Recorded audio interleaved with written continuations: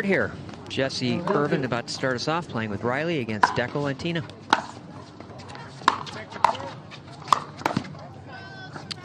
And Riley starts us off with a beautiful drive that dipped right over the net and set him up for his own shake and bake.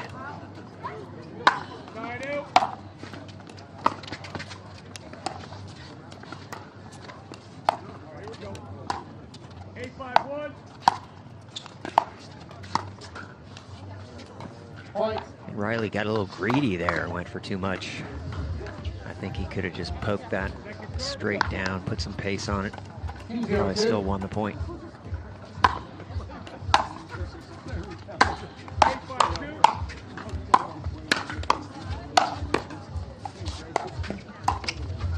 Wow, what defense there by Riley Newman. And these two teams both being 0-2 so far just shows you the caliber of the talent that we have here in this tournament. Deco, I think was questioning a little bit whether it was paddle court over or court paddle over. So Riley said it was a clean shot, but he admitted being lucky. 5-8-2.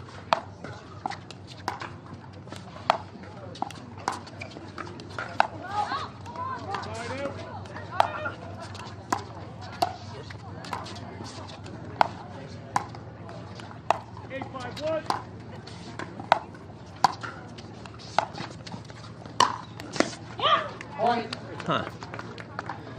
Don't lob those young, fast guys. Especially when they're 6'2", 6'3", whatever Riley is. Exactly. Basketball player, so he gets some lungs too.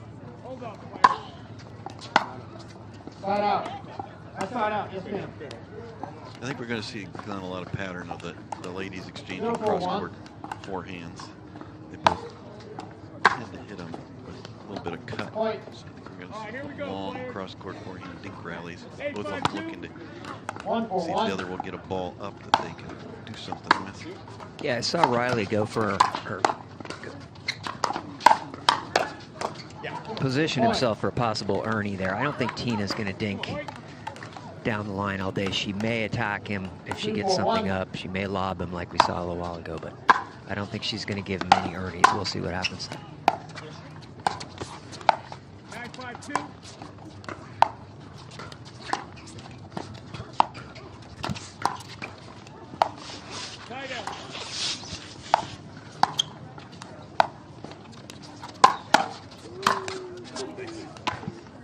She may, however, give Jesse an ATP, which she just did. Yeah, that's a nice play by Jesse. Yeah, neither Jesse nor Tina tends to dink forehand down the line. They both tend to hit cross-court touch forehands. Side out. Yeah. They're fairly passive. They're dinking. Well, Jesse actually tries to sneak one in every once in a while, and I think she's, successful enough at it that it keeps the man in front of her honest. We're going to see a lot of that. I think both the guys are going to spend a lot of time with their right foot on the other side of the center line.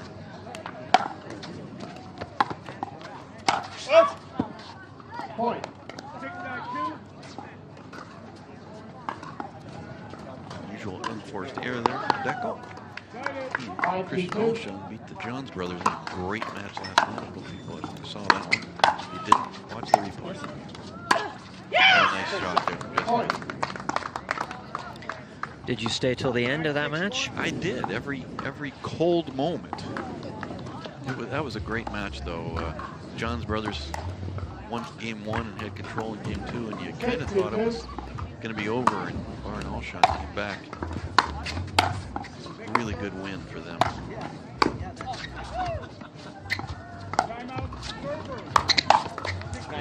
Wasn't it just due to bad bounces? Were you talking to Colin? I saw the match. Colin was very demonstrative about some bad bounces that he received out there. I think that was more about Colin than it was about the ball.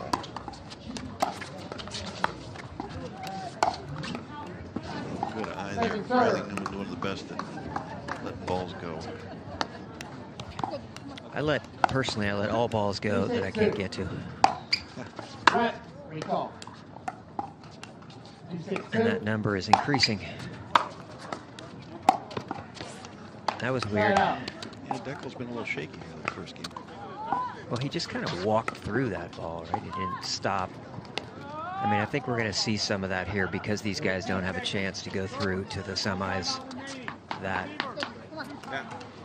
they're just not playing at the full 100% or 110. Maybe they're playing 100 instead of 110.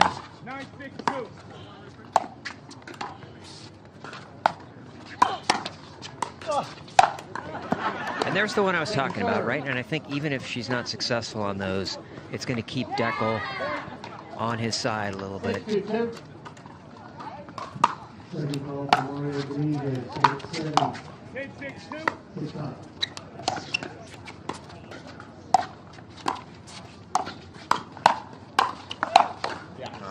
So we see the guys with their right foot across the center. Deckel had his left foot on the other side of the center line. Now. That'll happen. In the old days, I used to see Ben playing completely on that side of the white line, center line, and just daring the female to hit it cross court.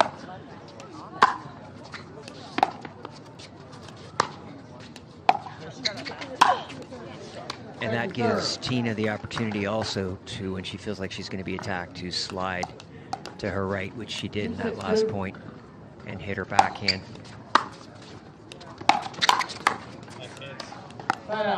Jesse gets a nice down volley on that.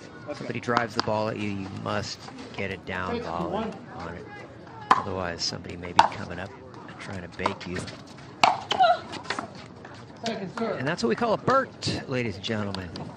The Ernie is when you jump the corner on your own side, and the Burt is when you do it on your opponent's, excuse me, your partner's side.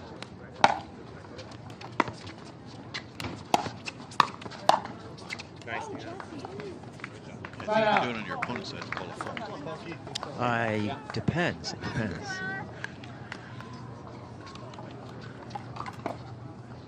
It depends. I've seen these guys set up plays where they literally jump over the net and hit it and land outside the court on their opponent's side. I think that's a fault. 3-6-1.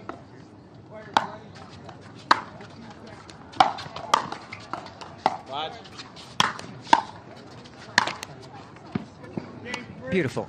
Did that tick off the net? No, I think Deckel had good anticipation there. He just kind of, there's a fair amount of room to the side of these courts, but he still ran out of room with such an angle from Riley. Well, that's what you got to do. You got to go for angles, and that's the only way to put the ball away against these young, fast pros.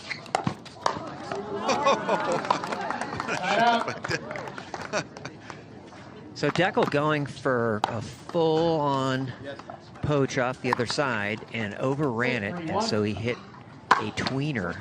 Ball was still coming right between his legs, and he was able to get his paddle behind him on a ball that had pretty good pace. So really good skill there. Was that a tweener Burt? No, because I don't think he jumped the corner. But that would be a first.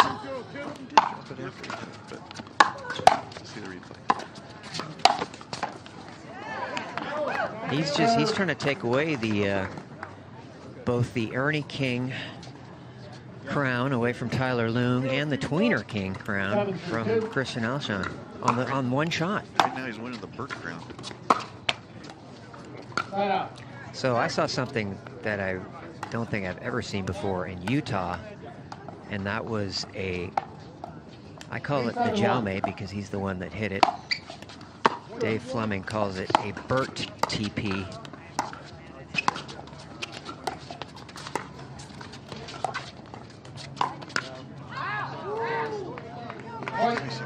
Both the guys playing right side. Yeah, what happened there? Weird. Deckel's like, hey, what are you doing? To get on the right side there. Well, Pisnik decided to do a reverse step on their serve.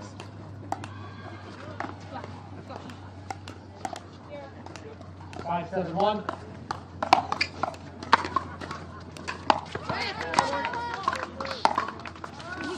Well, I think we talked about that yesterday, right? Whether there's ever a reverse stack in mixed doubles when things are not going well. And so maybe that's what we just saw. They're down a little bit.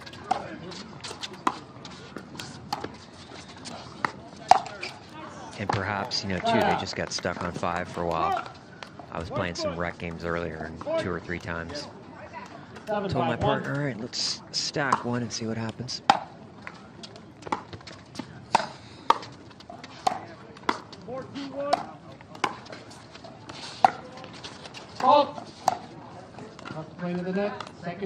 So there's the rule we talked about the other day that I don't like.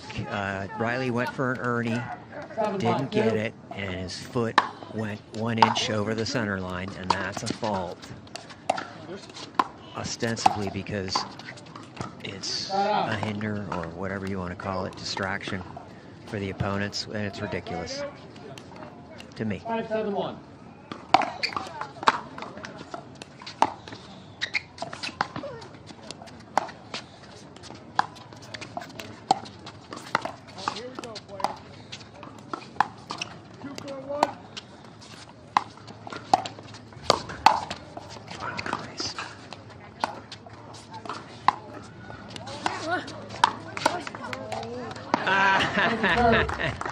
Volleyball play there.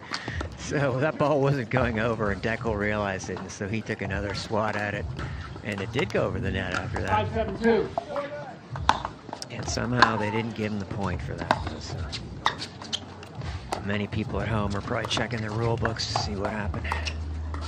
Pisnik and bar again. They're stacking their serve. So to finish my story real quick from the other side, Jaume hit an ATP on his partner's side, and it was a thing of beauty. And I keep forgetting to make a post about it. I did grab the video. Oh, remember in the Vegas tournament, we were having a discussion about who's the fastest player, fastest man and fastest woman. Johnny was my pick among the men.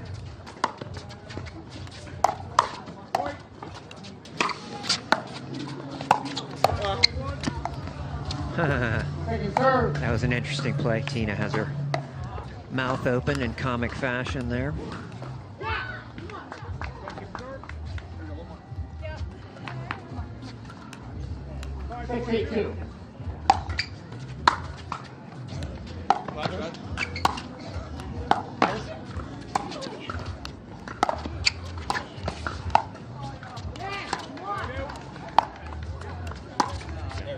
And there's what I was talking about earlier, right? She's, you know, and you got to do that. Even if he comes over, he gets a couple, right? It's the points you're not going to lose later on, because he's got to guard that line closer than he thinks. It's just huge, right? It's in his mind now. Beautiful game. And that's how.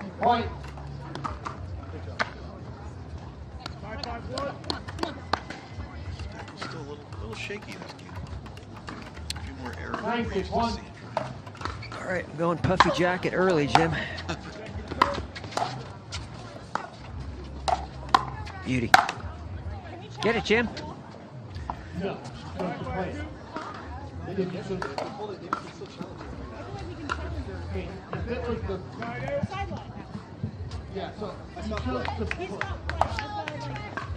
So Jesse's saying she and Riley stopped playing. I stopped as soon as I hit it. If you stop, I just reacted. So if it's an in ball and you choose to play. I saw this yesterday. You guys gotta get on the same page. Like there's an in ball and I think if it's a winner or something. Yeah, if it's a winner, you can challenge it in ruling. But you chose to play it. It went to the other side. That's not a ball you can challenge. every other throw's gonna call that out. So I'm trying to be fair. Yeah, I I understand see. that. That shot over on Riley's sideline. One second serve over here. I guess he thought it was probably out, but he didn't want to call it out. The ball's somewhere over here. He regarded it as in, and he wants to challenge his own in ruling, which you're allowed to do unless you play the ball.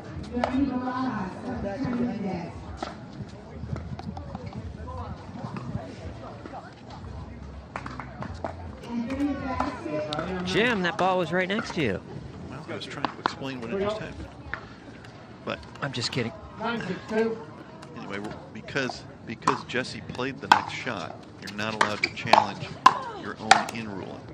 Side out. You can only challenge your own in call if that's the last shot of the rally. So, Huh. because another shot was played by Sounds Jesse. sounds suspicious. They can't. Yeah, we are back with Pisnik serving.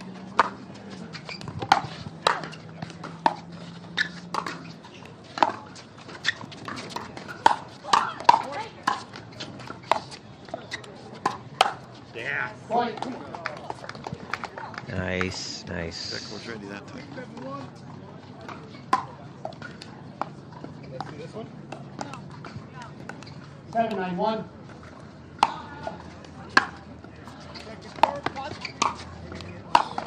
Do. Do. 7-2. Side out. Watch.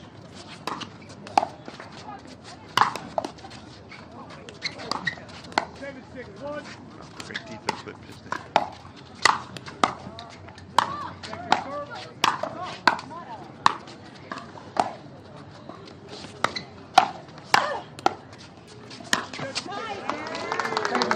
Nice put away. You know, I've noticed that Riley does just not hit the ball as hard as other pros do, even most of the women. So that gives the opportunity on the other side for them to make easier defensive resets. And Jessie misread that, or was sitting center, and Deckel put it a little bit to her left side. That last point is kind of interesting. Tina hit one clearly that went off her wrist or something like that. The sound was nothing like you hear when it came off the paddle. And that's legal up to the joint of your wrist. I've hit way too many balls off the back of my hand and then have my hand be numb for the next 2 games.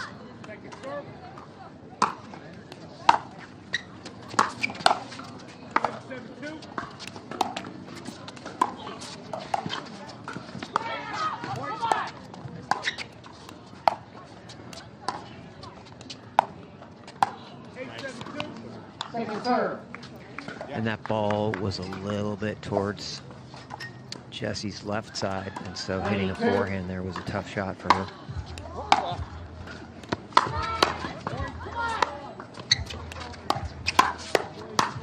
Watch it. Point. Game point. Interesting. Deco bar and putting a 2-hand backhand.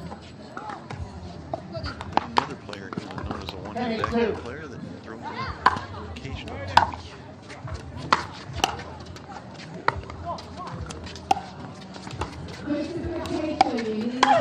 Beautiful.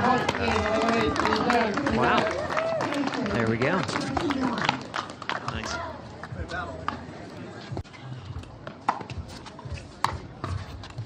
This is the first point of game 2. What do you think? Point. Point for Pisnik. Interesting again there. 1-0-2. Tina on the left.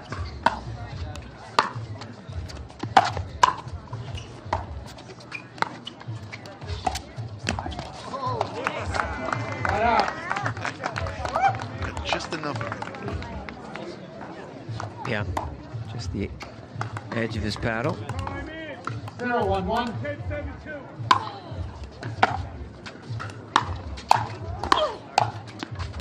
Heads up.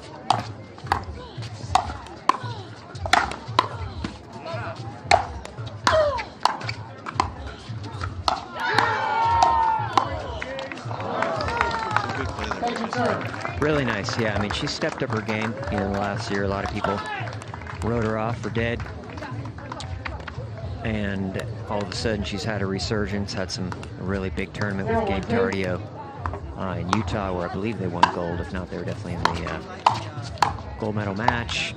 And she felt vindicated there, I believe called out to me. Or I think I was actually maybe I saw on the KOTC podcast that Jimmy Miller had mentioned or apologized that he had been one of the ones to sort of write her off, and then all of a sudden she was in a gold medal match again.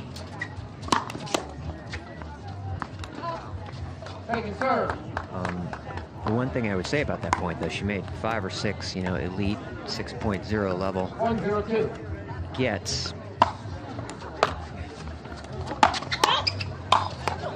But eventually on those, you know, you're going to miss one. So I always try and tell people, you know, 2-0-2. first decent third that you get, or first reset that you get, try and get into the court, get back up to that kitchen line.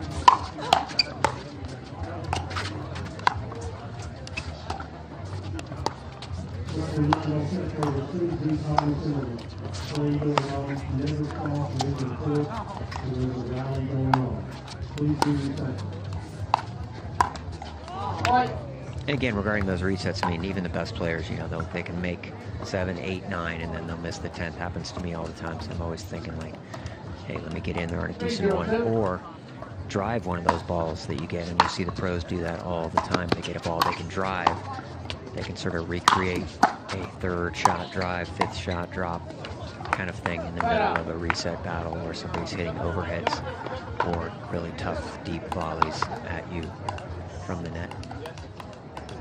0-3-1.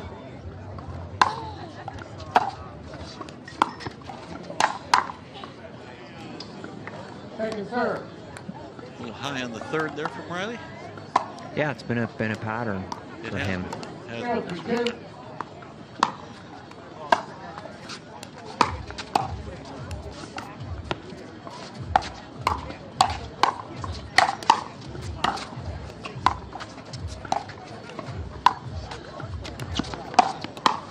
Beautiful.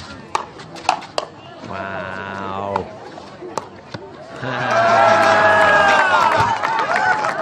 What a point. Wow. Tremendous play from all four players there, covering a lot of court. Yeah, I mean, they may as well have some fun here. I mean, he left Tina in the lurch there because she didn't know where to go, right? We call that, this guy who we know plays like that, we call it torpedo, and he does that torpedo. So it's like, okay, he's just sort of running around with a chicken, like a chicken with its head cut off. Slipped and luckily did not injure herself. But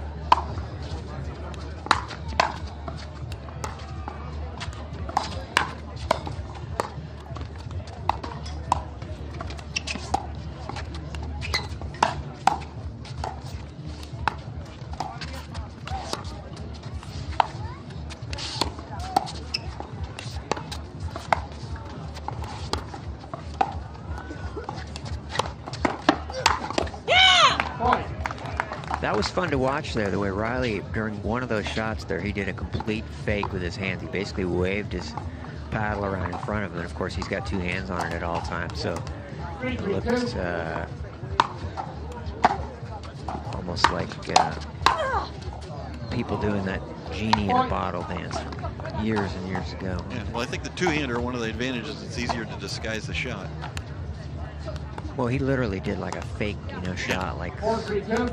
waved it one way and then came back the other way. They're doing a really good job. One of their strategies here is clearly to keep Deckel from just being, you know, all over that middle line, because they're going behind him quite a bit, and it's working so far. It's 5-3-2. it's messing with him. I don't like the continued reverse stack here. In point. Deckel and Tina. See, when Deckel was on the left, he was able to dominate the middle a lot. Well, you know, they lost the first game, and so, you know, we saw them reverse stack there, and it was working at the beginning of this game, right? They went up 3-1, I think. So we'll see what happens. He's back now.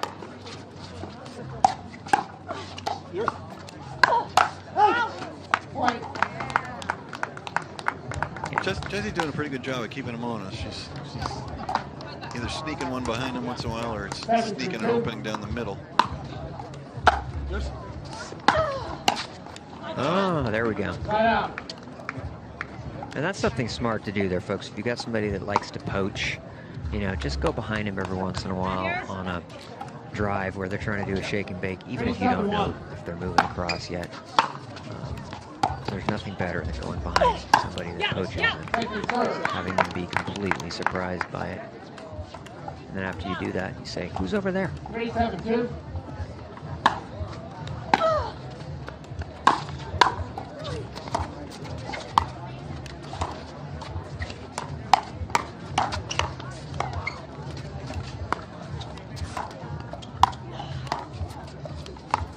Beauty. That was a nice lob from him. He doesn't lob very much, but that was a nice one and set himself up. Just missed the backhand. Beauty. As my old buddy Rusty used to say, you got what you wanted, you got what you wanted, even if you missed it. 4-7-2. And he got what he wanted, and he missed it.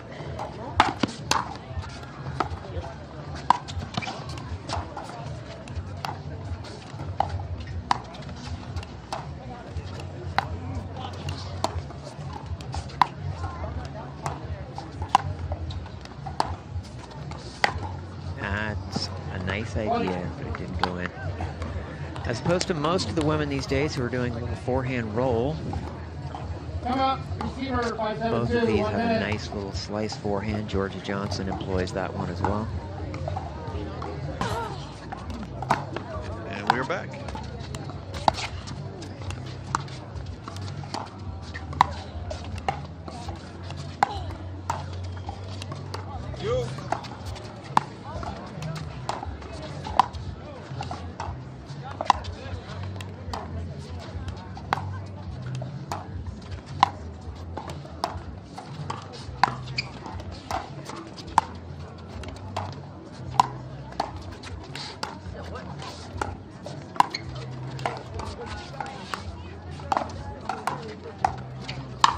Oh, that's a nice play again by Jessie Irvine. I told you. She's good at it. And Tina hit actually her first dink down the line that I've seen against Riley. 7-5-1. Yeah, she hasn't tried to pass him, but that was the first time she even tried to hit any kind of a shot behind him. Well, they've given her nothing to attack that I've seen. Beauty. Yeah. Point. Nice firefight there. Yeah, pretty good, because she hits a one-handed backhand there, but she got some good full swings on a couple of those, and it's just playing against the best, so those are coming back.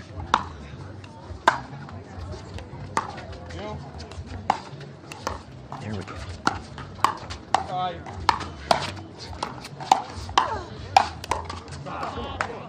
I think it's time for her to try to do something, right? I mean, she's basically just been rock steady, has hardly missed anything. I think it's time for her to try and speed up a little bit on balls that she ordinarily wouldn't. Side out.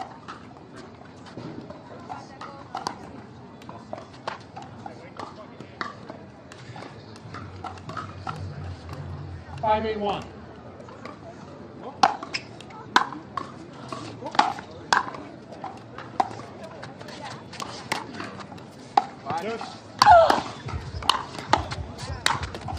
Watch it.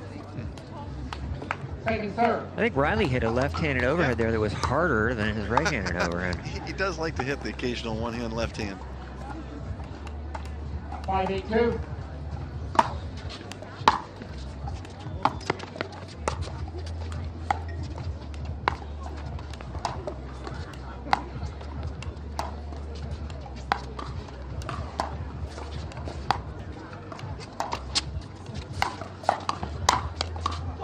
Again, I mean, how many points? You know, she's done that at least 10 times. I'd say that she's won at least 7 of them, maybe even 8 or 9.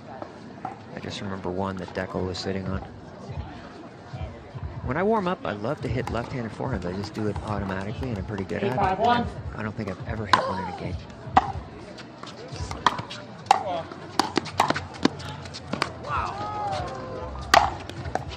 Oh! I think Riley would have that. Well, Riley's pretty quick there, I must say. That was a Pretty athletic move there. good move there, yeah. I was talking with him the other day about stretching, and he said he felt like stretching has helped him be able to reach more balls than he could otherwise. And obviously he's getting to most of them as well. So that may be Tina's first error of the match here. She's been rock solid. 9-5-2.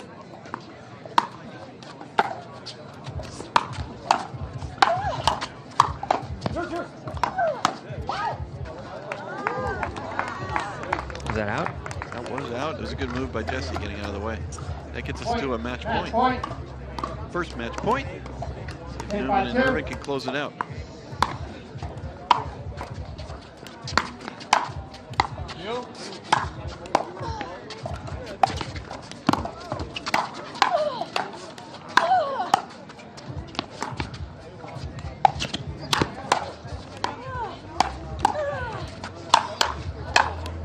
beautiful. What a great point. Let's go, Tina. That was nice. Yeah, see, I mean, she's got good attacking skills and hits really solid balls. So I think she needs to get in this game. Here we go. All of a sudden. Timeout receiver, 6-10-1. Riley actually looks winded, so. Yeah, yes, but those last couple points, he did run around to one rating to the other. The greater the disparity, the greater the win percentage. Right, but did you see the disparity? Yeah, it didn't look like that big a disparity to translate to 88%. And 6.4 and 6.386 or something like that. So that basically should be a coin flip.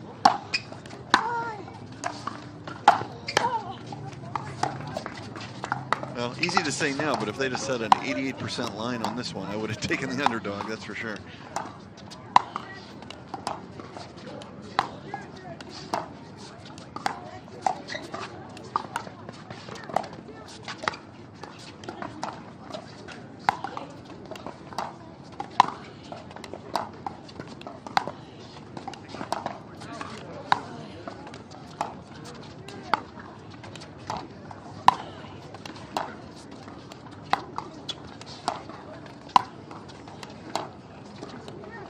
Here we see the same pattern, which is typically ended with Jesse being the aggressor.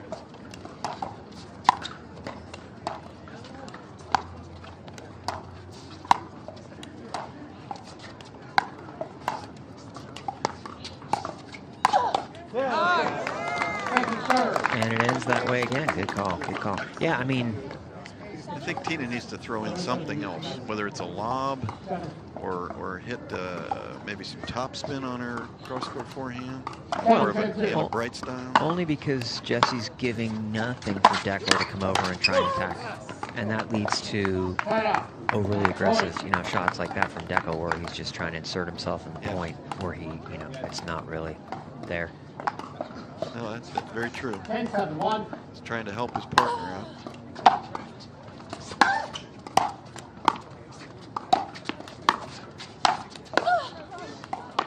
Nice deep return there.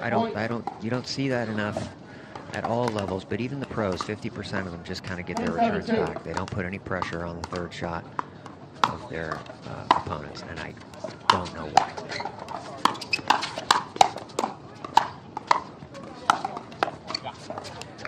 Years ago, 5 years at least, maybe 6 going back, I gave that advice to Riley Newman when he was playing with a guy named Zane Affleck, and now you know who that is.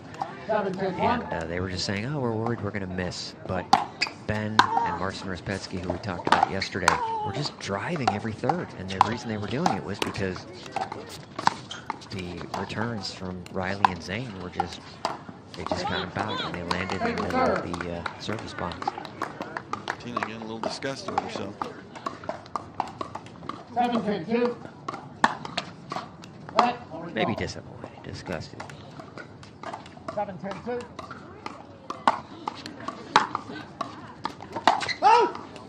Side out.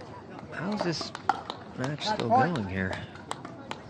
It seems like there've been enough errors for this to be over. 10-7-1.